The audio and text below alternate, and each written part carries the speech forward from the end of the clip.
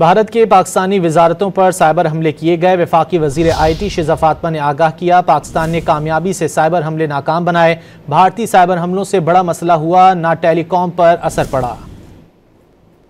Ministries के ऊपर आए और मगर देवर सक्सेसफुली हमने डिफेंड किया है। कोई इस तरह का बहुत बड़ा मसला नहीं आया।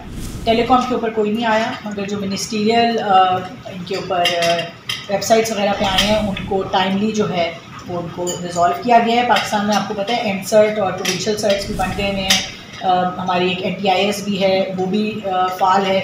तो साइबर सिक्योरिटी के हवाले से पिछले 2 सालों में पाकिस्तान टॉप टियर कंट्रीज़ में आया है, जिसका मतलब है कि हम जो ITU की एक साइबर सिक्योरिटी की इंटरनेशनल रैंकिंग होती है उसमें हम US और UK और इन ममालिक की जो एक फहरिस्त है उसमें पाकिस्तान का नाम आया है। तो इंशाल्लाह साइबर सिक्योरिटी के हवाले से हमारी बहुत काबिल लोग हैं जो उसको डिफेंड करने के लिए।